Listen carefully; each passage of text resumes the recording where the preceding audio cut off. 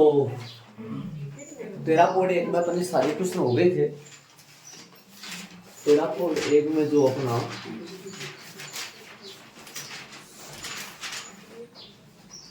Question सारे हो गए। 13.1 में सीमा का किसी बिंदु पर जो मान चल रहा था वो सारे हो गए थे। 13.2 है अवकलन या अवकलज बोलते हैं। अवकलन अवकलज में क्या फर्क है मैं बताऊंगा आपको। देखो एक तो चीज होती है अवकलन, आपको नॉर्मल ऐसा बोल दिया जाता है अवकलन, और एक होता है अवकलज। ध्यान से सुनना,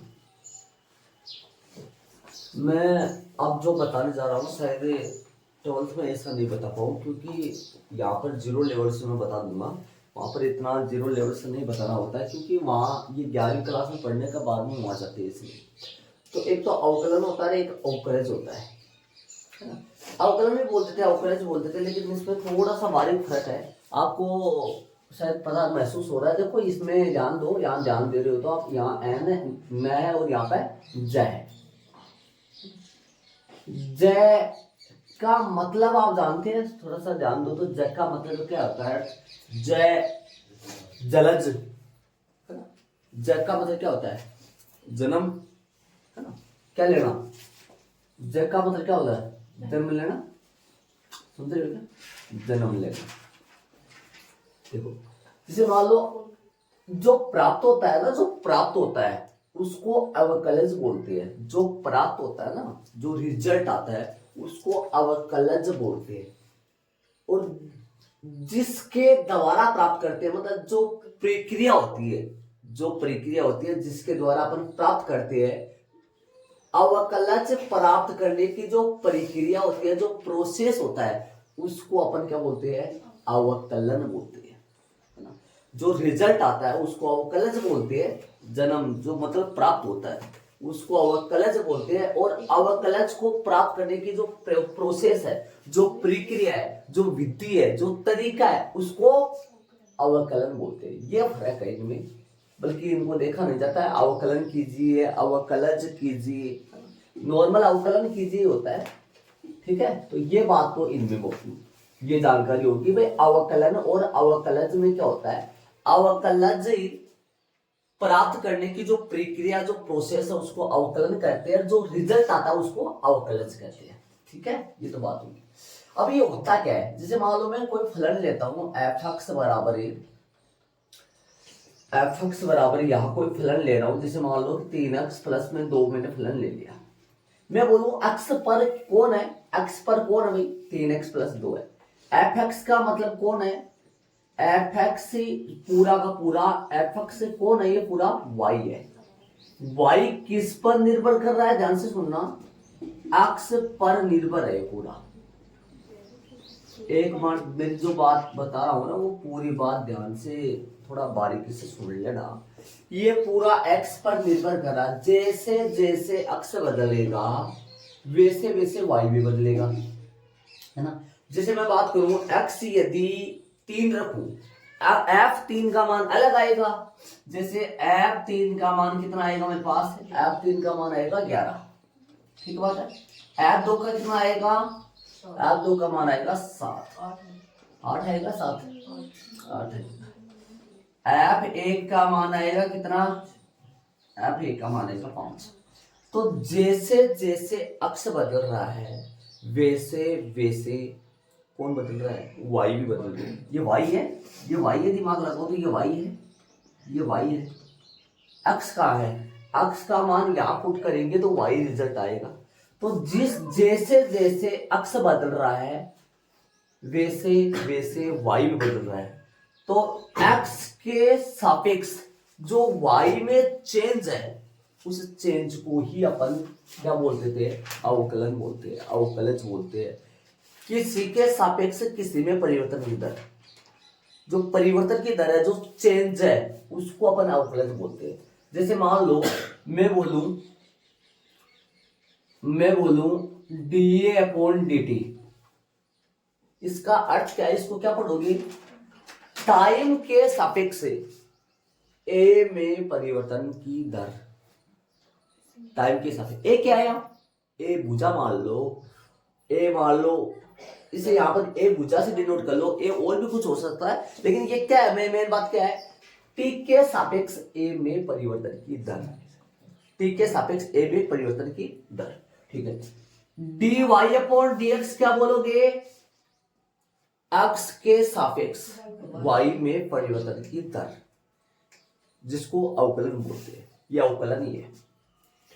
ठीक है, dx अपॉन dy क्या होता है जी, फिर y के सापेक्ष x में परिवर्तन की दर। dt अपॉन dA क्या होता है जी, a के सापेक्ष समय में परिवर्तन की दर। जो नीचे होता है उसके सापेक्ष, जो ऊपर होता है उसमें चेंज, जो चेंज है ना, जो बदलाव है, उसी को अपन अवकलन बोलते हैं, डेरिवेटिव बोलते हैं। ठीक है, तो परिवर्तन का नाम ही चेंज है। अब ये बताओ, दुनिया में जो भी चीज है वो सब परिवर्तन हो रहा है, सभी में परिवर्तन होता है, किसी के सापेक्ष हो रहा है, किसी में परिवर्तन हो रहा है। अब टाइम के सापेक्ष अपनी ये मैं जो पढ़ा रहा हूँ ये भी लंबा लंबा जाता जा रहा है, टाइम के सापेक्ष पढ़ाने की तरह। तो हर कोई भी है, कोई भी वस्तु है, कोई भी किसी भी प्रक्रिया, उसमें टाइम के सापेक्ष क्या हो रहा है, परिवर्तन हो रहा है। तो ये जो अवकलन है ना, ये दुनिया में बहुत ज्यादा जरूरी है, सबसे ज्यादा जरूरी है इधर जो चेंज होता है। अब इसको डिनोट कैसे करते हैं, dy upon dx। dy upon dx का मतलब क्या है, d अपॉन dx तो सही है, और y की जगह क्या रख दोगे, दिमाग लगाने की कोशिश करना। y का मतलब कौन है, y का मतलब क्या है बताओ, f(x) है, तो यहाँ f(x) रख सकता हूं ना, मैं f(x) रख सकता हूं यहाँ। तो इसको कैसे बोलोगे, d इंटू डी एक्स, इसको बोलोगे f dash x, f dash x बोल दोगे, f डेश x। f(x) क्या है, इन दोनों में क्या फर्क हुआ, देख लो, दोनों में क्या फर्क है, देख लो आप खुद देखो। ये कौन है, फलन, ये कौन है, अवकलज, इसका f(x) का अवकलज, f डेश x। x के सापेक्ष f(x) में परिवर्तन की दर f डेश x हो गया। ठीक है, तो ये चीजें मैं थोड़ा सा यहाँ पर लिख देता हूं, आप इसको आप भी डिनोट कर लो, है ना। तो f(x) कौन है, f(x) बराबर कौन है भाई, y है, और f डेश x कौन होगा, d इंटू डी एक्स, और यहां लगा दूं मैं f(x), यहाँ इंटू भी क्या लगा दूं मैं f(x), प्राप्त क्या होगा मेरे पास, f डेश x आएगा। ठीक है, जिसको मैं क्या लिख पाऊंगा, dy अपॉन dx बराबर होता है f डेश x। ऐसे लिखो, ऐसे लिखो, कोई दिक्कत नहीं है, दोनों सेम है, दोनों का दोनों सेम है। dy अपॉन dx बोलो, चाहे सा f डेश x बोलो, दोनों सेम है। dy अपॉन dx बोलो, चाहे f डेश x बोलो, ठीक है, दोनों ही सेम है। तो इसका अर्थ क्या हुआ, ये मैं नीचे लिख दूं यहाँ, dy अपॉन dx का अर्थ क्या हुआ, इसका अर्थ हुआ x के सापेक्ष, x के सापेक्ष y में परिवर्तन। dx अपॉन dy क्या हो गया, किधर से है x के सापेक्ष y में परिवर्तन, किधर मतलब किधर किधर, किधर लिखोगे, लिख दो, परिवर्तन बोल दो, किधर बोल दो। इसमें क्या बोलोगे, या बोलोगे y के सापेक्ष, y के सापेक्ष x में परिवर्तन की दरें।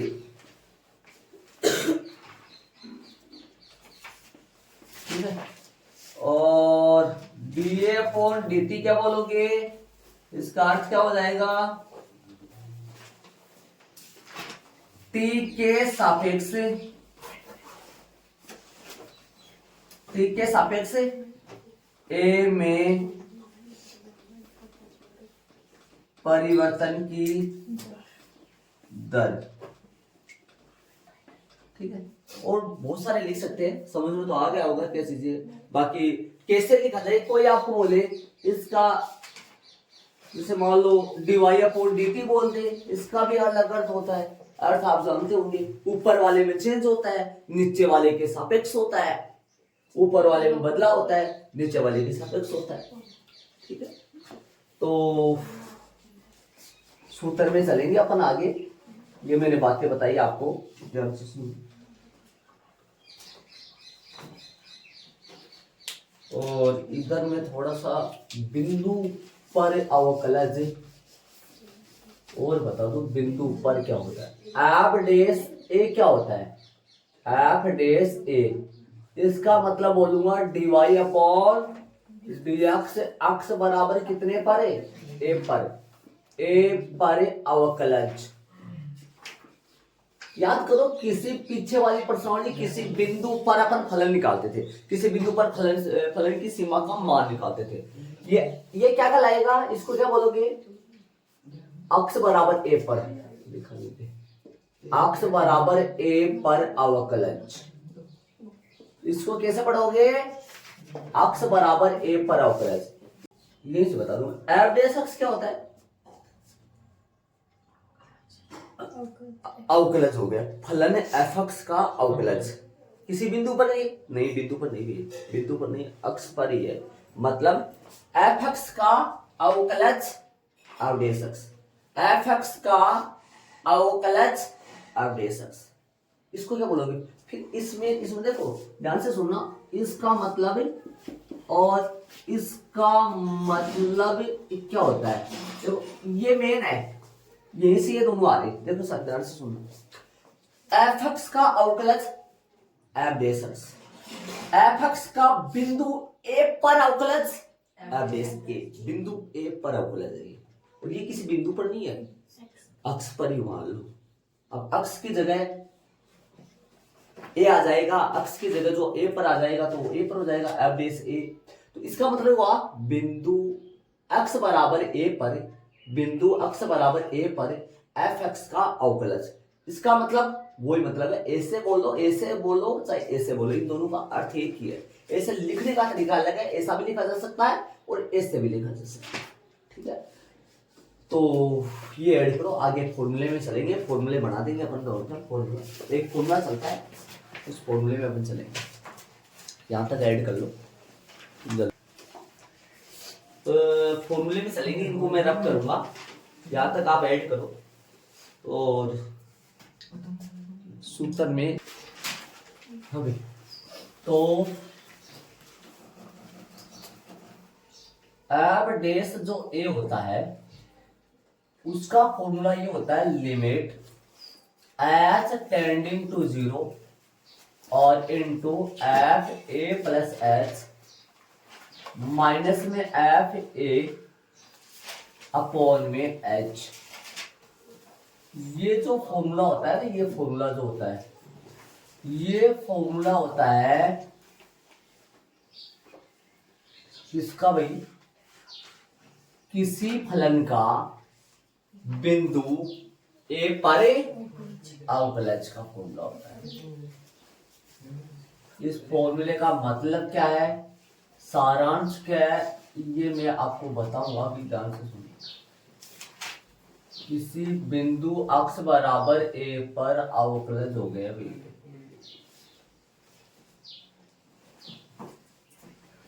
ठीक है। अब इसको, ये फॉर्मूला है, इसको मैं निकाल रहा हूं, ध्यान से सुनना। जैसे मान लो मैं बात करूं, ये कोई फलन का वक्र है, फलन का आरेख है, कोई फलन है। आप याद करो, आप y बराबर, जैसे मान लो ऐसे आपके पास आता था एफ एक्स बराबर 2x स्क्वायर प्लस का 2x प्लस का 3। यदि इसका आलेख बनाइए ना, इसका आलेख बनाइए, और कक्षा 10 में भी मेरा बताया हुआ है। एक याद करो, मैंने आपको बताया था परवलयाकार, बताया था कभी, परवलयाकार इसे लिखा जाएगा क्या, परवलयाकार। और एक होता है रेखिक, रेखिक याद करो, द्विघाती है ना, क्या होता था, द्विघाती समीकरण का आलेख कैसा बनता है, द्विघाती समीकरण का आलेख कैसे बनता है। और रेखिक ए घातीय, इसे बोलते थे ए घातीय समीकरण का, ए घातीय समीकरण का आलेख कैसे बनता है, वो बनता रेखिक। और द्विघातीय समीकरण का आलेख कैसे बनता है, परवलयकार। परवलयकार का मतलब जैसे घुमावदार ऐसा। आप ये बताओ, ये बनाए हुए है कि आपको ये बताया हुआ है, मेरा ये समझाया हुआ है, अब f(x = x²) ये बनाया हुआ है, इसका कैसा बनता है, आप बड़े भी हो, क्या है, दिमाग लगाओ, किसका है ये, कैसे, किस तरफ जाएगा, किस तरफ खुलेगा, ये y की तरफ प्लस y की तरफ, ऐसे बनेगा ना इसका आलेख, इसका आलेख ऐसे तो बनेगा।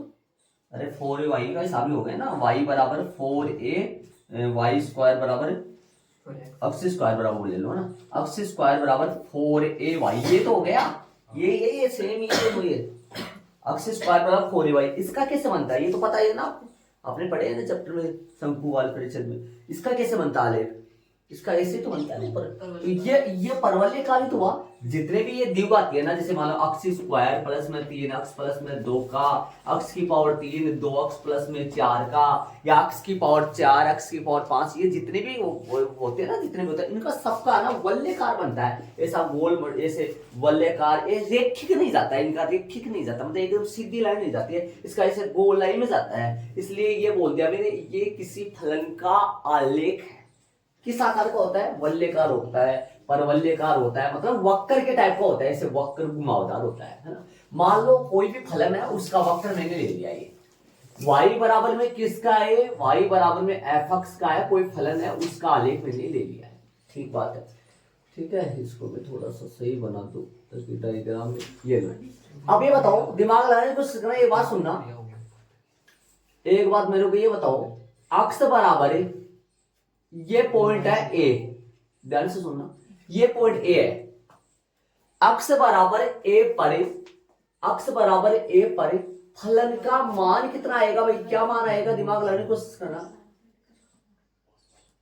अक्ष बराबर ए पर फलन का मान कितना आएगा, अक्ष बराबर ए पर फलन का जो मान है वो आएगा एफ है, क्या आएगा भाई, एफ है। एक बार इस बात को समझो, थोड़ा दोहराओ, चीजों को ध्यान देना। मान लो f(x) बराबर 2x प्लस, वो ही ले लो एग्जांपल, f(a) कितना आएगा, मैं पूछूं आपसे, f(a) कितना आएगा, 2a प्लस 3, ये आएगा ना।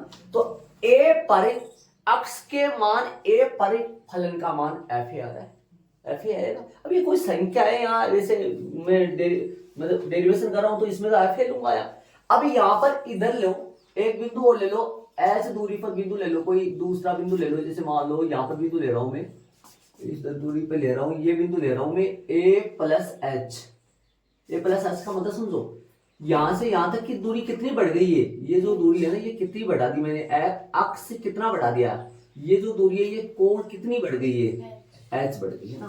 और इस पर फलन का मान a प्लस एच पर जो फलन का मान है वो क्या हो जाएगा, इस तरफ चलेंगे अपन, f into a plus H, f into a plus H, यहां पर आ जाएगा f into a plus H, ठीक है। ये पॉइंट a है और ये पॉइंट b है। ए बिंदु बता दो जरा क्या आएगा, ए बिंदु के निर्देशांक क्या आएंगे, आराम से बता सकते हैं अपन, ए बिंदु के जो निर्देशांक आएंगे वो बता सकते हैं, क्या आएगा, क्या आएगा, a, f(a), समझ रहे हो मैं क्या बोल रहा हूँ, a, f(a) आएगा ना। मैं थोड़ा सा इस तरफ लिख देता हूँ, ए बिंदु के जो निर्देशांक आएगा वो आएगा a, f(a), ये क्या आएगा, a का मान अक्ष आएगा भैया, ये सर। बी बिंदु के निर्देशांक क्या आएगा, जरा बड़ा बड़ी लगा दूं क्या, बड़ा बड़ी लगा दूं, यहाँ क्या आएगा, बी बिंदु के निर्देशांक की बात करो, a plus f into a plus H ना, इधर भी गलत हो गया क्या आएगा, यहाँ a प्लस एच और इंटू और f a प्लस एच। अरे एक बात याद देना, ये ना ब्रैकेट पे ब्रैकेट आता जा रहा है, ये है क्या, ये x का मान है, ये y का मान है, फलन का मान हो गया सीधा सा। अब यदि मैं मान लो यहां से अपन बात करें, यदि AB का अपन AB जो है अपने पास, AB जो वक्र है, AB का अपन ढाल निकालना चाहिए, AB का ढाल निकाले अपन, ध्यान से सुनना, मैं चैप्टर नंबर 1 पीछे वाले में चला गया जो पढ़ा हुआ आपका। ए बी का ढाल निकाले तो आप यहाँ ये बताओ ढाल जो आएगा, ढाल का जो मान आएगा एम जो आएगा वो क्या आएगा y2 माइनस y1 बटा x2 माइनस x1। बताओ तो क्या आएगा, मान रख दो जरा इसमें, समझ रहे होंगे, बोलो क्या आएगा f इंटू ए प्लस एच माइनस एफ ए बटा x2, बोलो x2 आएगा a प्लस एच माइनस ए से a कट जाएगा। अगला स्टेप में जो अपने पास m आया, जो dy अपॉन dx आया, dy अपॉन dx आया, मतलब कि बिंदु किस पर भाई, बिंदु ए पर अवकलज जो आया वो क्या आया f इंटू ए प्लस एच माइनस का एफ ए अपॉन एच। सूत्र बन गया, लेकिन ये वाला प्रोसेस नहीं आया अभी।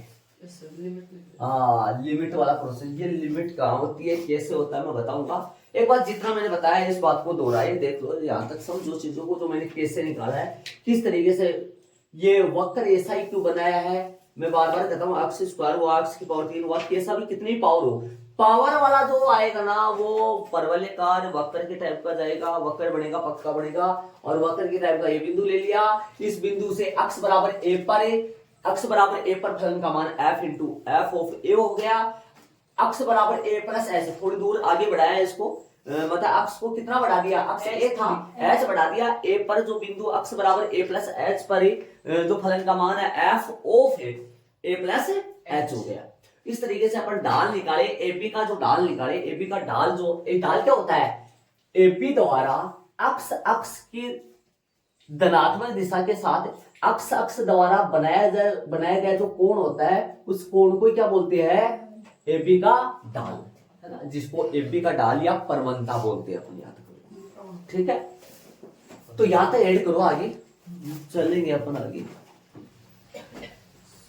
इसके आगे आपने यहां तक ऐड कर लिया तो सुनना ध्यान से, इसके आगे यहां मैं लिमिट लगाऊंगा ना, इस सवाल सूत्र बनाने के लिए यहां मैं लिमिट लगाऊंगा।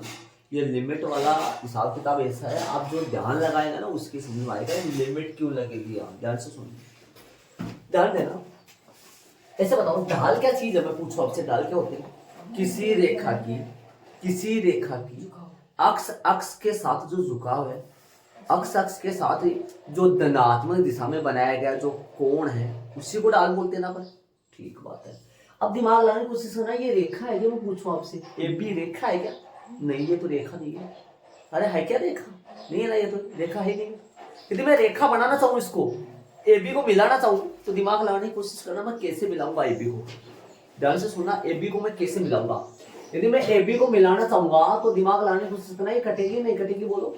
मतलब ये ऐसा ए बी को मैं मिलाना चाहूँ, तो मैं यहाँ पे मिलाना चाहूँ, ए यहाँ बी यहाँ, तो ए बी तो ऐसे जाएगा ना, ए बी तो ऐसे जाना। इस ए बी द्वारा ये जो ए बी रेखा आई है, ये अक्ष अपनी जो नीचे से जा रही है, यहाँ पर जो एंगल आएगा ये जो आएगा ये थीटा है, और ये टेन थीटा का जो मान है, दिमाग लगाने की कोशिश करना, टेन के साथ जो मान लिया हुआ है उसी को तो अपन क्या बोलते हैं, इसी को तो अपन क्या बोलते हैं, d y upon d x, अक्ष वाई के सापेक्ष, अक्ष के सापेक्ष वाई का अवकलज बोलते हैं इसको। इसी को तो अपन दिमाग लगाने को सीखना, इसी को तो अपन क्या बोलते हैं, एम परवंता, इसी को तो अपन क्या बोलते हैं, एम बोलते हैं, है ना, समझ रहे हो मैं क्या कर रहा हूं। और इसी एम के बराबर भी तो क्या होता है, y2 माइनस y1 बटा x2 माइनस x1। ये कब चलता है, जब यदि उस रेखा पर दो बिंदु स्थित हो तब। और ये कब चलता है, जब यदि अपने को उस रेखा द्वारा अक्ष के साथ कोण दे रखा हो तब का है ना, ये ठीक बात है। लेकिन दिमाग लगाओ, ये तो रेखा बन ही नहीं सकती ऐसे, तो रेखा ये कटेगी ना, फिर ऐसे तो ये तो कटेगी। अब ऐसे बताओ, ये जो बिंदु लिया, दिमाग लगाने की कोशिश करना, ये जो बिंदु मैंने बी बिंदु जो लिया है ना, बी बिंदु, ए बिंदु यहाँ है, बी बिंदु आप अवकलज की बात करें या सीमा की बात करें, ये जो दूसरा जो बिंदु लिया था अपने, वो कहाँ लिया था, जस्ट पास में लिया था, जस्ट पास में लिया था। जैसे मान लो ये अक्स बराबर 1 है, आप सीमा का मान कहाँ देखे थे? आप अक्स बराबर 1 पर देखे थे या थोड़ा सा छोटा या थोड़ा बड़ा पर देखे थे, बारीक? तो ये जो बी बिंदु है ना, ये बी बिंदु लिया जाएगा यहाँ बारीक। मतलब ये एच क्या है? एच मतलब इतना लंबी जो दूरी है, एच कितना है? ये एच बहुत बारीक बढ़ा रहा हूं मैं। बारीक बढ़ाने का मतलब है एच इतनी दूर नहीं, ये बी बिंदु इतने दूर नहीं जाएगा। दिमाग लगाने की कोशिश करना, ये बी बिंदु इतनी दूर नहीं जाएगा, ये बी बिंदु बारीक बढ़ रहा है। अर्थात ये बी बिंदु ए के जस्ट पास में ही है, ए के जस्ट पास में है। तो यदि मैं ए बी को मिलाऊंगा, अब यदि मैं ए बी को मिलाऊंगा, तो आप दिमाग लगाने की कोशिश करना, ये बी बिंदु से जो रेखा जाएगी, ये एक प्रकार की दोनों बिंदुओं पर ना मानकर कोई से भी बिंदु पर मान लो, लेकिन ये वक्र के किसी बिंदु पर स्पर्श रेखा होगी। दिमाग लगाने की कोशिश करना, ए बिंदु पर मान लो चाहे बी बिंदु पर मान लो, वो मानने में तो कोई दिक्कत नहीं है, लेकिन ए और बी बिंदु पर, बल्कि ये ना दिमाग ऐसा लगेगा आपको कि भाई दोनों बिंदुओं पर ही है, पास में, जस्ट पास में ये बी बिंदु, किसके? एक के जस्ट पास में, क्योंकि ये एच बहुत बारीक है, एच बड़ा है लेकिन बहुत बारीक बड़ा है, तो बी बिंदु इसके जस्ट कहाँ आएगा? पास में आएगा। और पास में आएगा तो एच किसकी ओर अग्रसर होगा? एच किसके पास, मतलब कितना बढ़ाओगे आप? बढ़ाओ तो लेकिन वो ना के बराबर बढ़ाओगे, मतलब किसकी ओर जाने की कोशिश करेगा एच? एच कितना बढ़ाओगे? एच बढ़ाओगे 0.1 है ना, 0.01, 0.001, तो कितना बढ़ाओगे एच? भाई एच 0 तो नहीं होगा, लेकिन 0 के थोड़ा सा क्या होगा? नजदीक ही होगा। इस बात को ऐसे बोलो, तो इसको क्या बोलोगे? इसमें बोलोगे फलन के वक्र का किसी बिंदु पर स्पर्श रेखा की जो परवलता है, उसी को उस बिंदु पर क्या बोलते हैं? अवकलज बोलते हैं। स्पर्श रेखा की परवलता को ही अवकलज बोला जाता है। तो ये जो लाइन आई है, इस लाइन को क्या बोलोगे? पहली बात तो लाइन को बताओ क्या बोलोगे? फलन का जो वक्र है उसके किसी बिंदु पर स्पर्श रेखा है, और स्पर्श रेखा की जो परवलता है उसको ही क्या बोलते हैं? एफ डैश ए का मतलब क्या होता है? अक्ष बराबर ए पर अवकलज। और अवकलज को क्या बोलते हैं? किसी फलन के वक्र के किसी बिंदु पर स्पर्श रेखा की जो परवलता है, स्पर्श रेखा की जो ढाल है, उस ढाल को ही क्या बोलते हैं? उस बिंदु पर अवकलज का मान बोलते हैं। ठीक है, तो यहां पर क्या लगाओगे? इसी वजह से, ये बहुत पास होने की वजह से यहां पर लिमिट लग के, लिमिट एच टेंडिंग टू किसकी तरफ जाएगा?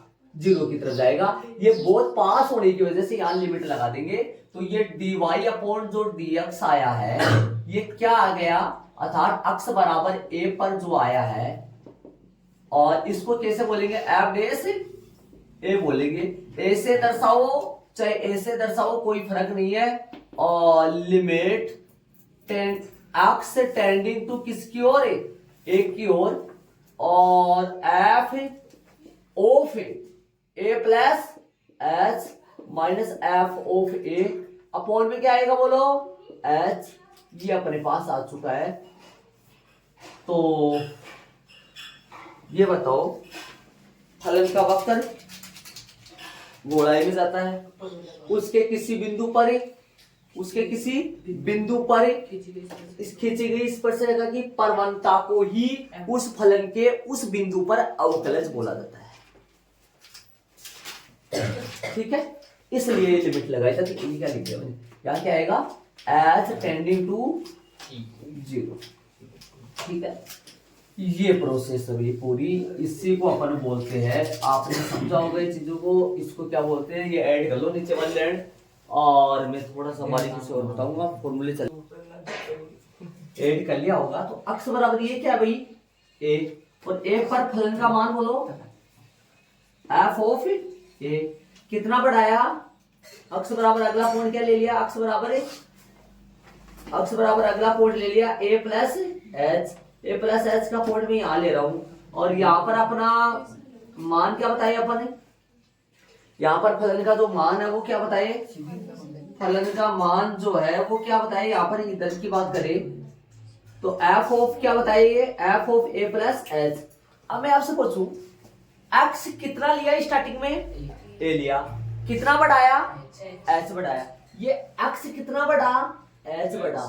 एक्स यदि एच बढ़ा तो वाई कितना बढ़ा, वाई बताओ, दिमाग लगाओ, वाई पहले वाई कितना था, इतना था, अब कितना बढ़ गया, इतना हो गया, बढ़ा कितना, मतलब कितना बढ़ गया, ये अक्स तो इतना बढ़ गया, वाई कितना बढ़ गया, इतना बढ़ा ना, ये बढ़ाने वाला किसने निकालो, पूरे कितना है, पूरा कितना है, पूरा पूरा F of A plus H, ये कितना है। आपसे मैं पूछूं ये कितना, ये कौन आएगा, ये जो आएगा ये कैसे आएगा, F of A plus H minus ऐसे आएगा ना, अरे ये जो दूरी दिमाग ये दूरी है ना, ये ऐसे माइनस करने से आएगी ना, ये पूरा कितना है F of A plus H, ये कितना है एफ ऑफ ए, तो ये कितना आएगा, ऐसे आएगा ना, और ये पूरा कितना है, पूरा पूछूं मैं, पूरा है ए प्लस एच, ये कितना है ए, तो ये कितना बचेगा भाई, ए प्लस एच में से ए माइनस करेंगे तो एच ही बचेगा ना, एच ही बचेगा। अब ऐसे बताओ दिमाग लगाने को सीखना, ये जो dy अपॉन dx है, जो अक्ष के सापेक्ष y में जो परिवर्तन हुआ है, अक्ष के सापेक्ष y में जो चेंज हुआ है वो कैसे आएगा, ऊपर तो y में बदलाव है, नीचे अक्ष में बदलाव, अक्ष में बदलाव कितना h, y में बदलाव कितना f, y में बदलाव कितना f of a plus H minus F of A, बन गया सूत्र, बन गया सूत्र।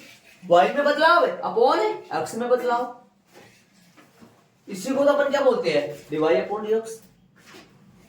अब यदि मैं बात करूं अक्स बराबर, ये क्या है, यहां पर लिमिट क्यों लगा रहे हैं, बात करें यहां लिमिट क्यों लगा रहे हैं, लिमिट इसलिए लगा रहे हैं क्योंकि ये जो a प्लस एच पॉइंट है, जो ये पॉइंट है, ये जो पॉइंट है ये इसके जस्ट पास है, पास है, तो ये एच किसकी ओर जाता हुआ प्रतीत होगा, जीरो की ओर, तब यहां लिमिट लगा देते, और लिमिट लगाते ही ये ए जो पॉइंट है इसके जस्ट पास ही बी आ जाता है, और पास आने की वजह से स्पर्श रेखा आसानी से खिंच जाती है, और खिंच जाने की वजह से स्पर्श रेखा जो अक्ष के साथ जो कोण बनाती है, ये एक प्रकार की क्या होगी, dy अपॉन dx ही क्या होगी, परवंता होगी, ढाल होगी, ये पास होने की वजह से खिंच जाती है, और यदि दूर होता तो ये खिंचती क्या, ऐसे दूर पॉइंट ए यहाँ है, बी यहाँ है, तो क्या स्पर्श रेखा खिंची जाती, नहीं जाती खींची, वो तो कट जाती, इसलिए अपन जस्ट पास में लेकर यहाँ पर ए बिंदु पर या बी बिंदु पर स्पर्श रेखा खींचते हैं, और ये स्पर्श रेखा अक्ष के साथ जो एंगल बनाती है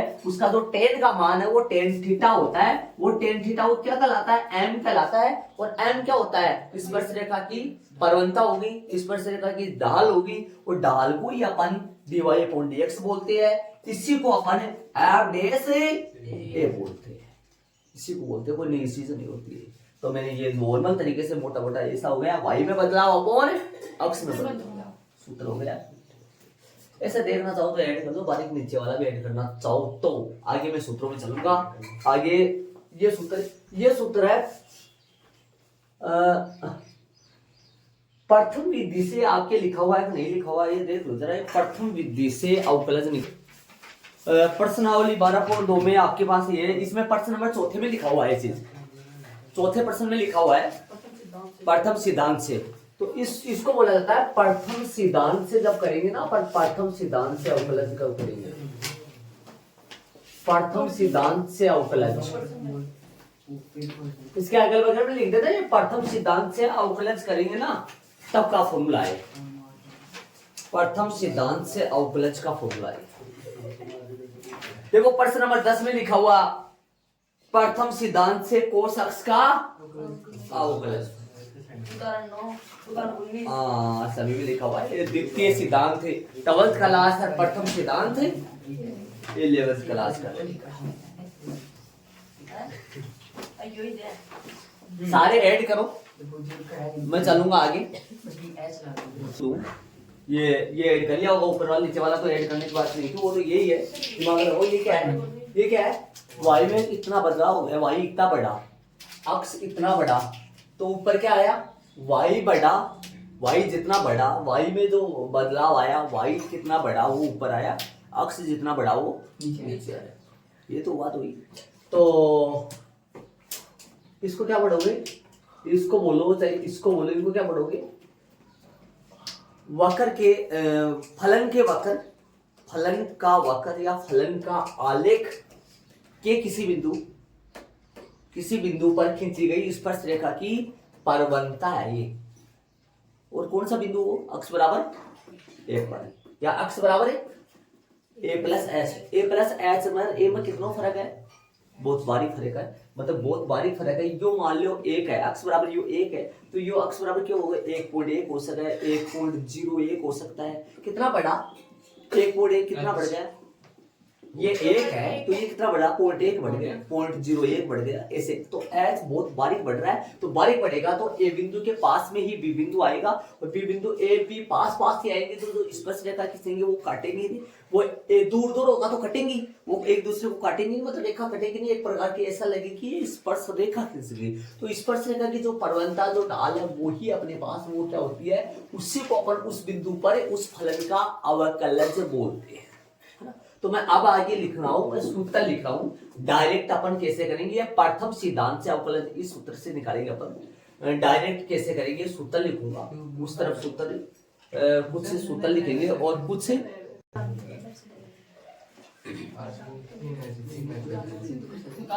अवकलज के सूत्र। आ जाओ, पहला फॉर्मूला d/dx अचर हो, क्या हो? अचर के तौर पे अचर हो d/dx 3 हो, d/dx 5 हो, d/dx 100 हो, 1000 हो, जितना भी कुछ हो, इसका अक्ष के सापेक्ष अवकलज तो 0 ही होता है। अक्ष के सापेक्ष अचर का जो अवकलज होता है वो कितना होता है? 0। आधार सूत्र है ये 5 सूत्र आएंगे आधार सूत्र। d/dx अक्ष के सापेक्ष अक्ष का, एक बार x की पावर n का ले लूं मैं ताकि समझ आ जाएगा। अक्ष की पावर n का फॉर्मूला बताओ। अक्ष की पावर n का जो फॉर्मूला है वो आएगा n इंटू अक्ष की पावर n-1। ये फॉर्मूला अक्ष की पावर n का अवकलज जो होता है वो n इंटू अक्ष की पावर n-1 होता है। अब दिमाग लगाने की कोशिश करना, तीसरा फॉर्मूला इससे बन जाएगा, तीसरा फॉर्मूला इसी से बन जाएगा। दिमाग लगाना, ध्यान से सुनना। एक बार ये देख लो, एक बार ध्यान दो, सारे बच्चे बोर्ड पे देखो। अक्ष की पावर कुछ भी नहीं हो तो पावर कितनी होती है बताओ? 1 होती है। अब सुनो, लगाओ फॉर्मूला। n का मान 1 इंटू अक्ष की पावर 1-1, 1 इंटू अक्ष की पावर 0, 1 गुना अक्ष की पावर 0 का मान 1 ही होता है। बंधु 1 आया। अक्ष का अक्ष के सापेक्ष अवकलन 1, अक्ष का अक्ष के सापेक्ष अवकलन 1। कोई बोले अक्ष का y के सापेक्ष अवकलन, अक्ष का dx अपॉन dy, इसका कुछ नहीं हो सकता, ऐसा ही बोलोगे इसको। कोई बोले अक्ष का अक्ष के सापेक्ष अवकलन 1, कोई बोले y का y के सापेक्ष अवकलन 1, y का y के सापेक्ष अवकलन 1, अक्ष का अक्ष के सापेक्ष अवकलन 1, t का t के सापेक्ष अवकलन 1, u का u के सापेक्ष अवकलन 1, z का z के सापेक्ष अवकलन, खुद का खुद के सापेक्ष, मेरे का मेरे के सापेक्ष अवकलन 1, दूसरे के सापेक्ष, अक्ष का y के सापेक्ष dx अपॉन dy बोले, u का v के सापेक्ष du अपॉन dv बोलोगे इसको, आगे कुछ नहीं बोल सकते इसको, ठीक बात है। तो तीसरा फॉर्मूला क्या बना? d इंटू dx, अक्ष का फॉर्मूला अक्ष के सापेक्ष कितना आएगा भाई? 1 आएगा। ये कहां से निकला? किसकी मदद से निकला? है दूसरे की मदद से, दूसरा से बने तीसरा। चौथा formula d into dx, d into dx 1 की पावर अक्ष का फॉर्मूला हो, 1 की पावर अक्ष, 1 की पावर अक्ष log e आधार a, ये लगाओ चाहे ना लगाओ, 1 की पावर अक्ष भाई n नहीं है। 5 का d into dx, d into dx, और क्या बच गया? अचर आ गया, अक्ष की पावर n आ गया, अक्ष आ गया, 1 की पावर अक्ष आ गया, एक और बच रहा है, क्या बच रहा है? log x से। log x का अवकलन जो होता है वो 1/x देखो हाँ ऐड करो 5 हो गए। इन्हीं को बोला जाता है आधार सूत्र। 10th क्लास बोलता बता रहा हूँ मैं। इन्हीं को बोला जाता है अवकलज के कौन सा सूत्र? अवकलज के आधार सूत्र बोला जाता है। अरे बहुत सारे आएंगे 25-30 साल से रहेंगे आगे अवकलज के खूब सारे आएंगे, लेकिन इन 5 को बोला जाता है अवकलज के आधार सूत्र। मतलब ये जड़ होगा आधार सूत्र बोलते हैं 5 को। अब त्रिकोणमिति के लिख दूं मैं? त्रिकोणमिति के सूत्र लिखूंगा, यहां पर लिखूंगा त्रिकोणमिति के संबंधित सूत्र number 6 D into D X sine x का अवकलन कॉस एक्स से, D by D X cos x का अवकलन माइनस का साइन एक्स एट वाला, D by D X tan x का सेक स्क्वायर एक्स नोवा, D by D X cot x का माइनस का cosec square X, D by D X कौन बच गो? सेक एक्स और कोसेक एक्स बच गो। बताओ भाई सेक एक्स को अवकलन है sec x tan x, cosec को माइनस को कोसेक एक्स और कोट एक्स। देख लो भाई 11 सूत्र हो गए, ऐड करो इनको आगे चले। 5 आधार हो गए और 6 से लेकर 11 तक कौन से हो गए? त्रिकोणमिति का संबंधित हो गए। और साइन एक्स का कोस एक्स का minus sine x, tan x का सेक स्क्वायर एक्स और कोट एक्स का minus cosec square x, sec x का सेक एक्स, टेन एक्स और कोट एक्स का माइनस कोसेक एक्स और कोट एक्स। आ जाओ एग्जाम्पल में चलेंगे। एग्जाम्पल नंबर 2 से 2 मतलब 5 to देख लो 2 से 2 का मतलब 5 to 18 है। देख लो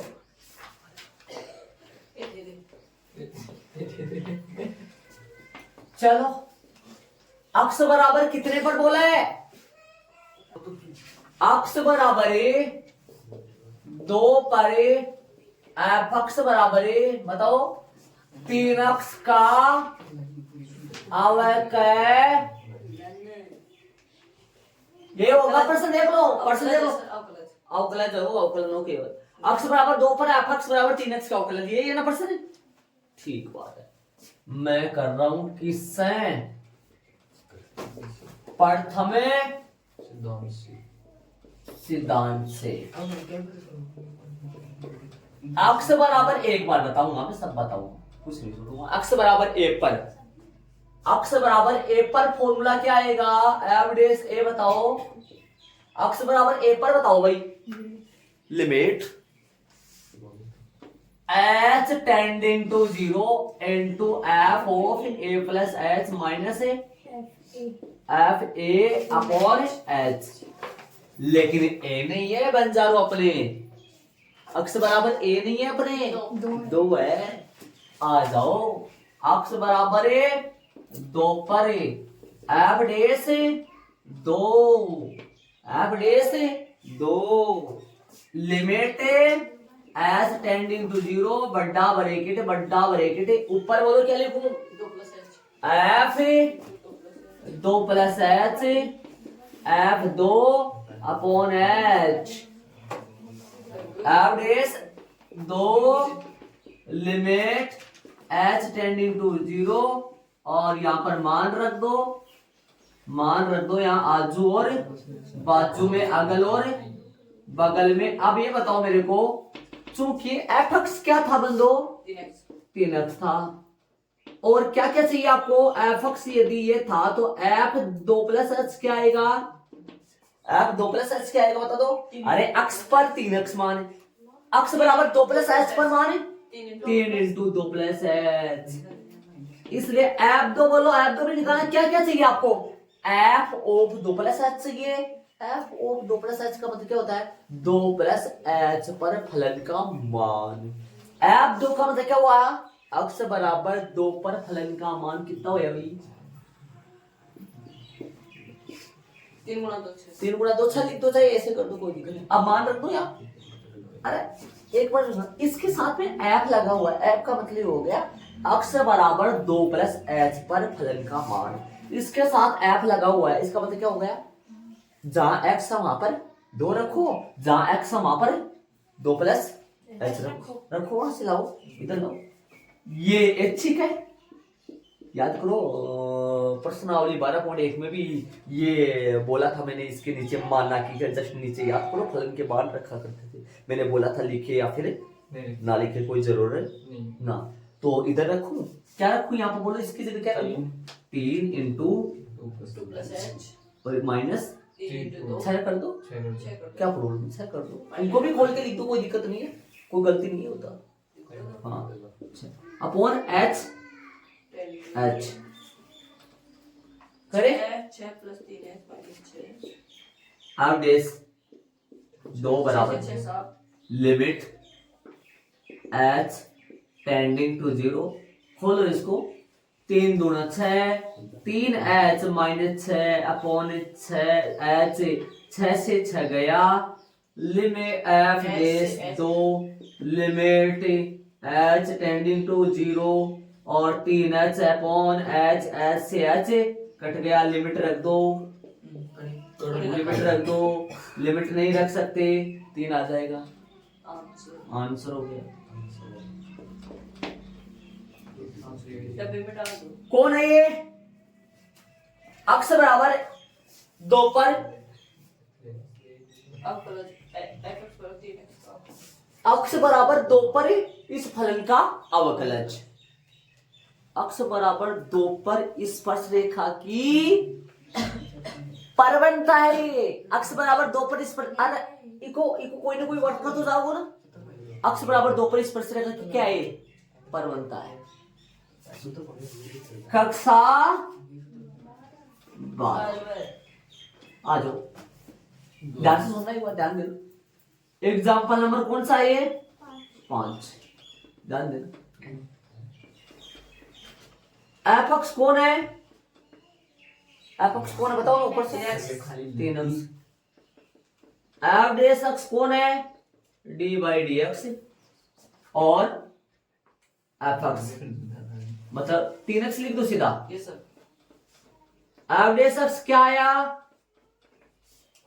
3 अक्ष के सापेक्ष 3x का अवकलन 3 अचर है 12 आएगा 3 अचर है 12 आएगा और 3 12 आ गया x के सापेक्ष अवकलन 1 कहां गए 1 3 आंसर 3 और अब सुनो अभी नहीं एक मिनट सुनो यहां पर रखो 2 एफ डेस 2 अपने को निकाला एफ डेस x नहीं एफ डेस 2 जहां पर x है वहां पे 2 रखो 2 अक्ष की जगह 2 रखो अक्ष की जगह क्या रखूं 2 कहां रखूंगा है ही नहीं ना तो फिर 3 आ गया ना अरे कक्षा 12 का कक्षा 11 से छोटा है हाँ ये कक्षा 12 में करेंगे ऐसे अपन प्रथम सिद्धांत से आपके कक्षा 11 में ये आधार है ये बेस है ये चीजें आप 11th में समझ लोगे ये वहां नहीं करना आपको वहां पर तो ये करना है लेकिन ये छोटा सा तब आएंगे जब आपको ये आएंगे ऐसे नहीं आएंगे देख ये सूत्र आएंगे ना तब जाके आएंगे ऐड करो ये भी एग्जाम में आपको एक बात सुनो शायद हो सकता है आपका टीचर ये चला रहा होगा मेरे को पिछले बार बोले थे वो बच्चे सर ये लगभग ये फेल करे सारे में ये करो आपको यदि प्रश्न में प्रथम सिद्धांत बोले यदि प्रश्न में प्रथम सिद्धांत बोले तो आपको यही करना पड़ेगा और यदि कोई सिद्धांत ना बोला है तो चाहे ये करो चाहे ये करो दोनों सही है लेकिन आपका मेन जो आधार है मेन जो बेस है आपका जो तरीका है 11th क्लास का मेन जो तरीका वो कौन सा है बताओ मेन तरीका ये वाला है ज्यादा चलेगा ये चलेगा कम, लेकिन ऐड कर लो अगल और बगल में, जरूर से ऐड करो। ठीक है, आगे वाले एग्जांपल में अपन चलेंगे, कल से चलेंगे, कुछ पढ़े अपन, बहुत कुछ पढ़े, ये सूत्र और चलेंगे, 12 और आएगा इनमें, 12 और आएगा, 13 और आएगा, चलेंगे आगे, ये चलते जाएंगे, बढ़ते जाएंगे आगे। बेसिक पढ़े अपन, एग्जाम्पल 5 करे, 6 वाला एग्जाम्पल भी इसी तरीके से होगा। फिर ये प्रथम सिद्धांत से और ये द्वितीय सिद्धांत से, वो तो चाहिए इसको क्या, ठीक है, बाकी अपन कल करेंगे।